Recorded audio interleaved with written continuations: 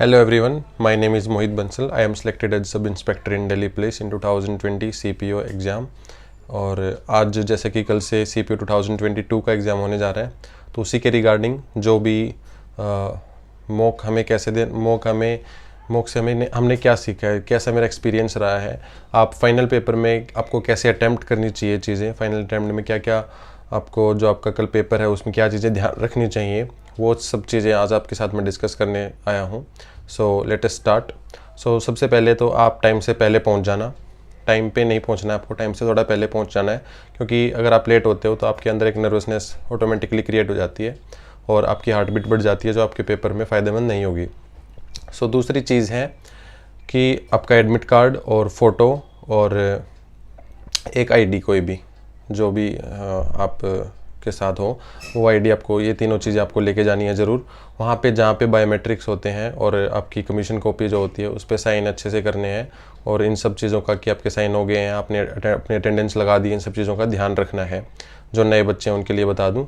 और उसके बाद मॉक में उसके बाद जो नीचे केबल्स वगैरह होती हैं आपके उसके नीचे, उनमें आपको पैर वैर नहीं मारना है, आपको पैर अपने समेट के बैठना है, और कंफर्टेबल क्लोथ्स, क्योंकि उससे सिस्टम बंद हो जाता है कई बार, तो आपको दिक्कत आएगी उसमें। हालांकि वो चालू हो जाता है बट आपका टाइम वेस्ट होगा, आपको कहीं ना कहीं नर्वसनेस हो सकती है उससे। और उसके बाद है कि आपको कंफर्टेबल अपने क्लोथ्स पहन के जाना आप, और ठंड भी होगी थोड़ी सी अगर आपको मॉर्निंग में है तो उसके अकॉर्डिंग आप अपने कपड़े पहन के जाना जिसमें आप कंफर्टेबल हो, और स्लीपर्स डाल जाना, शूज़ वगैरह वहाँ पे निकलवा देते हैं। अगर आपको ठंड लगती है ज़्यादा तो आप शूज़ पहन जाना, बट वहाँ पे चेकिंग के दौरान निकलवाते हैं तो आपको हसल नहीं करना पड़ेगा, इसलिए बोल रहा हूँ। उसके बाद पेपर आपको कैसे अटैम्प्ट करना है और पेपर में आपको क्या चीज़ें ध्यान रखनी है, वो सब चीज़ें क्या है मैं आपको बारी बारी से बता देता हूँ। सबसे पहले है कि आपको जो भी आपने सीक्वेंस अभी तक अपने मॉक्स में रखा है पेपर को अटैम्प्ट करने का, वही सीक्वेंस आपने फॉलो करना है, क्योंकि आपके माइंड को उसकी हैबिट पड़ी हुई है। जनरली मैं फॉलो करता था ये सीक्वेंस कि जीएस पहले करता था, उसके बाद इंग्लिश करता था, उसके बाद रीजनिंग करता था और उसके बाद मैथ्स करता था। बहुत से बच्चे ऐसा करते हैं और बहुत से ऐसे टॉपर्स भी हैं जो ये सीक्वेंस फॉलो नहीं करते और दूसरा सीक्वेंस फॉलो करते हैं। तो इसलिए आपका सीक्वेंस आपके सीक्वेंस से आपके पेपर पे कोई फ़र्क नहीं पड़ता है, लेकिन आपने जो सीक्वेंस पहले फॉलो किया है मैं कहूँगा आप वही सीक्वेंस फॉलो करें तो आपके लिए बेटर रहेगा। दूसरी चीज़, आपको कितने गो में अपना पेपर करना है, तो मैंने जनरली 3 गो में किया था। सबसे पहले आपको सबसे इजी क्वेश्चंस जो आपको लगते हैं वो सारे क्वेश्चंस आपको कर देने हैं।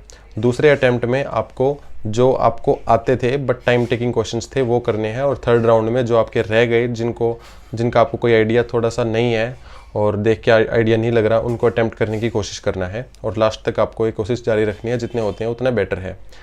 उसके बाद देखिए, ये आपका सिर्फ नॉलेज का टेस्ट नहीं है, बहुत सी चीज़ें और भी मैटर करती हैं। जैसे कि आप इसमें कोई क्वेश्चन अगर आपको नहीं आता है तो ऑप्शन एलिमिनेशन आप कर सकते हो। उसमें ऑप्शन एलिमिनेशन करके आप उसका बड़ी ही इजी वे में आंसर आपको निकाल सकते हो। आपको मतलब लगेगा भी नहीं कि मेरे को ये आता था और मैं इसको कर सकता था, लेकिन आप उसको कर दोगे अगर आप ऑप्शंस को भी ध्यान रखते हैं। इसलिए ऑप्शंस को ज़रूर देखें। और अगर कोई आपको टफ क्वेश्चन, अगर आपको कोई इजी क्वेश्चन लग रहा है और आप उसको सॉल्व कर रहे हो बट आपसे हो नहीं रहा है, तो आप उसको, मैं कहूँगा, एक बार नहीं हो रहा, 2 बार नहीं हो रहा, आप उसको छोड़ दो। उसके साथ जिद मत पालो कि ये तो बहुत इजी क्वेश्चन है और ये मैं आराम से कर लूँगा। उसके चक्कर में आपका टाइम वेस्ट हो जाएगा और आपको पता भी नहीं चलेगा। ऑप्शंस एलिमिनेशन हमारा हो गया, और उसके बाद आता है कि स्किपिंग, पावर ऑफ स्किप एक बहुत ही इंपॉर्टेंट कॉन्सेप्ट है। स्किप करके आप बहुत ही अच्छा स्कोर कर सकते हैं, अपने स्कोर को आप बूस्ट कर सकते हैं। स्किपिंग आपने सीखी होगी अपने मॉक टेस्ट जब आप करते थे, उसमें ये सब चीज़ें मॉक टेस्ट की प्रैक्टिस से ही आपको आएंगी और ये चीज़ें बहुत ही हेल्पफुल होंगी आपके पेपर में।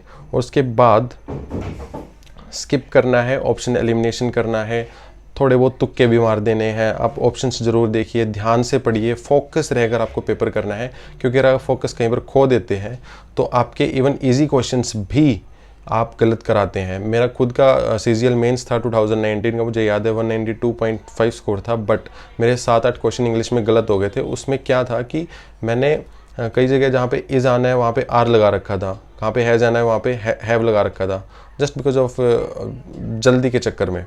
तो इसलिए आपको जल्दी नहीं करनी है, हर एक क्वेश्चंस पे फोकस करना है। 200 क्वेश्चंस हैं, जीएस में बहुत कम स्कोर कर रहे हैं लोग, तो उसमें जीएस में भी आपको ध्यान से देखना है। आपने अगर एक बार भी कहीं ना कहीं पढ़ा होगा और ऑप्शंस अगर आपके नियर बाई नहीं होंगे तो आप उस क्वेश्चंस को भी ठीक कर देंगे, आपको तुक्का उसमें ठीक लगेगा। So all the best.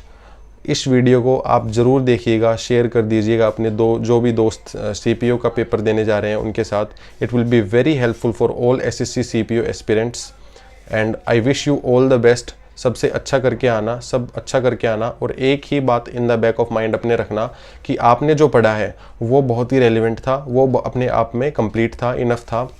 आपने जितना पढ़ा है वो इनफ था और आपने बहुत अच्छा पढ़ रखा है और आपकी तैयारी बहुत अच्छी है। चाहे आपकी कितनी भी तैयारी हो, अपने अंदर आपको कॉन्फिडेंस रखना है और उसी कॉन्फिडेंस से बिना किसी की सुने फालतू की बकवास आपको अपना पेपर दे के आना है और आप ज़रूर क्वालिफाई करेंगे। I wish you all the best. Thank you very much for watching this video. Thank you.